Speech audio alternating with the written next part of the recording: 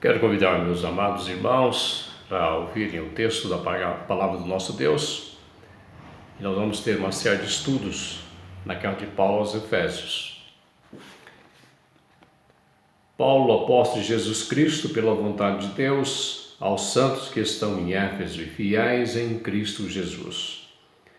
A vós graça e paz da parte de Deus, nosso Pai, e do Senhor Jesus Cristo. Havia uma igreja cristã em Éfeso, plantada por Paulo. Qual era o contexto em que essa igreja estava? Onde é que Paulo e seus amigos, discípulos de Jesus, haviam plantado uma igreja? Como era esta cidade? Segundo alguns historiadores, Éfeso era a maior cidade da costa oeste da Ásia Menor, hoje é a Turquia, cidade presente ainda na Turquia. E chega-se a pensar que a população de Éfeso, naquela época, era em torno de 400 a 500 mil habitantes, uma grande cidade. Ela, ainda no primeiro século, ela era a quarta maior cidade do Império Romano. E os romanos fizeram de Éfeso um centro administrativo da província da Ásia. Lá havia um elegante e suntuoso teatro que suportava, segundo a arqueologia, cerca de 24 mil pessoas sentadas para jogos, músicas, cerimônias religiosas e outros assuntos que eram deliberados na cidade. Na entrada da cidade havia um monumental portal da velha cidade de Éfeso. Na saída do mercado, que foi construída entre o século IV até o século II a.C., por súditos de Augusto, imperador romano. Dedicaram este portal ao imperador e tendo um escrito na entrada, Augustus, filho da divindade. Em Éfeso era praticado o culto ao imperador. Também havia naquele lugar, ou naquela cidade, o culto de feitiçarias, de ocultismo, práticas de feitiçaria, de ocultismo, bruxaria, de magia. Dentro do politeísmo de Éfeso havia o grande templo da Diana dos Efésios, a grande deusa Diana para os romanos e Artemis para os gregos. Era a deusa da fertilidade, era a deusa da produção e a deusa da caça, ou a deusa da providência. O culto a Diana era um dos mais concorridos de toda a Ásia e o seu culto era um movimento comercial que trazia base e sustentação econômica importante para Éfeso e para a Ásia. Dentro do templo havia uma estátua grande de Diana e que dizem ter sido esculpida através de um meteorito que havia caído dos céus. Você pode encontrar isso em Atos 19. Seu templo foi construído originalmente 550 a.C., pelo rei Creso da Lídia, e ele foi considerado pelos arqueólogos, historiadores, uma das 7 maravilhas do mundo. É ali que a igreja foi plantada. No terceiro século da era cristã, na verdade a cidade de Éfeso era praticamente toda cristã. Em 3 séculos era cristã. Depois da igreja plantada ali, em cerca de 300 anos, essa igreja se tornou tão grande que praticamente toda a cidade de Éfeso era considerada cristã. A igreja, Paulo passou por ali e a plantou no retorno da sua segunda viagem missionária, como nos encontramos em Atos 18. Paulo pregou numa sinagoga, ficou poucos dias ali. E deixou ali Áquila e Priscila, que eram seus cooperadores, seus hospedeiros, que tornaram-se companheiros de ministério. Então, uma coisa importante pensar de que a igreja foi estabelecida em Éfeso com a ajuda de muitas pessoas, com a liderança do apóstolo Paulo. Por ali passou o famoso Apolo, eloquente pregador que associou-se a eles na pregação do Evangelho, que Atos 18 nos mostra que inicialmente foi também instruído por Áquila e Priscila. Mas foi na terceira viagem missionária que Paulo consolida seu trabalho missionário em Éfeso e a igreja fica de fato estabelecida naquele lugar. Temos alguns eventos que Atos nos coloca no contexto histórico da igreja de Éfeso. Foi ali que Paulo encontrou discípulos de João Batista, em Atos 19, de 1 a 7. E Paulo anunciou a eles o Evangelho, eles nem sabiam do Espírito Santo e eles foram batizados por Paulo. Paulo pregou na sinagoga por cerca de 3 meses. Você encontra isso em Atos 19, 8 e 9. E ele ensinava as Escrituras na sinagoga, mas acabou sendo expulso da sinagoga pelos judeus que sempre faziam oposição a Paulo onde quer que ele fosse. Paulo deixou de frequentar a sinagoga e passou a pregar e ensinar na escola de Tirano. Isso por cerca de 2 anos. E essa escola era anexa à própria sinagoga. Também encontramos em Éfeso o caso dos filhos dos exorcistas, de Seva, sacerdotes. E eram 7 filhos de Seva. E sabemos em Atos 19, 13 e 17 que, vendo eles o sucesso do ministério de Paulo, tentaram usar o nome de Paulo para expulsar demônios, dizendo em nome de Jesus a quem Paulo prega, e expulsavam o demônio, e o demônio não os reconheceu e disse: conheço Paulo, sei quem é Jesus, mas e vós, quem sois? E eles foram açoitados, surrados por esse demônio. O sucesso do Evangelho foi tão grande em Éfeso que mudou a estrutura da cidade. E sabemos que houve muita rejeição por parte de alguns e oposição por parte de muitos, porque o Evangelho estava afetando a economia do lugar, pois Diana estava sendo desprestigiada, seus cultos sendo desprestigiados, os seus nichos ou as suas estatuetas pararam de ser vendidas e o comércio começou a sentir desvantagem com a presença do Evangelho.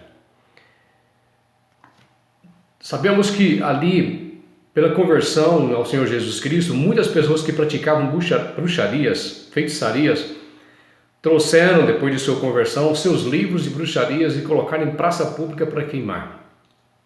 Isso mostra a revolução que o Evangelho trouxe naquele lugar, a libertação que o Evangelho trouxe naquele lugar. Mas os problemas que os evangelistas enfrentaram para plantar aquela igreja. Então, Paulo, ao escrever esta carta, traz à memória daquela igreja, dos seus amados conservos em Jesus Cristo, que na verdade aquela igreja não é fruto simplesmente do seu trabalho, mas ela é obra do Espírito Santo de Deus, é do poder de Deus. E é pela vontade de Deus que ele é apóstolo e é pela vontade de Deus que aquela igreja é plantada naquele lugar. E Paulo transmite isso com muita clareza em toda a sua carta. Uma carta que foi escrita talvez pelos anos 60 ou um pouco antes. Paulo esteve nas suas viagens missionárias em torno de 58 a 60, alguns colocam até 62 depois de Cristo. Paulo, com certeza, ao escrever essa carta, tinha um propósito de fortalecer esta igreja, de confirmar a fé no Senhor Jesus Cristo. Não há na igreja problemas teológicos que possamos identificar na carta. Não há indício de tratar de problemas locais como em outras cartas. Paulo quer trazer e confirmar o pleno conhecimento deles sobre a formação da igreja, o propósito da igreja, que era composta de judeus e de gentios chamados para estar unidos por Cristo Jesus, mediante o Evangelho da paz. Sua natureza como família de Deus. Paulo vai mostrar que a igreja é família de Deus. Uma comunidade que é corpo de Cristo, sendo Jesus Cristo cabeça da igreja. Então Paulo vai mostrar que a igreja não é fruto simplesmente do resultado do seu trabalho. É muito mais do que isso. Paulo enfatiza a necessidade dos crentes, judeus e gentios, de manterem, de lutarem pela unidade da igreja e manifestar publicamente na cidade de Éfeso quem eram os servos do Senhor Jesus Cristo que ali o serviam. Que ela devesse se encher do Espírito Santo, que cada crente devesse se encher do Espírito Santo e revelar santo procedimento entre os gentios. E para isso ela deveria revestir-se de toda a armadura de Deus para prevalecer na luta espiritual. Assim nós podemos entender que a igreja é a palavra-chave desse texto, dessa carta, e que a ênfase de Paulo é que ela é o corpo de Cristo. Como corpo de Cristo, ela deveria ser tratada, honrada. E aqueles crentes deveriam honrar na cidade a cabeça que é Cristo, através do corpo que é a igreja. E ter a postura de filhos de Deus naquela cidade. Entendendo que a igreja é propósito de Deus, não simplesmente resultado da evangelização de alguém. Capítulo 1, versículo 22 e 23, há um versículo chave para toda a estrutura da carta. Quando Paulo diz assim: e pôs todas as coisas debaixo dos pés, para ser o cabeça sobre todas as coisas, e o deu à igreja, a qual é o seu corpo, a plenitude daquele que enche tudo e em todas as coisas. A plenitude daquele que a tudo enche em todas as coisas. Este é o contexto que nós temos da carta de Paulo aos Efésios.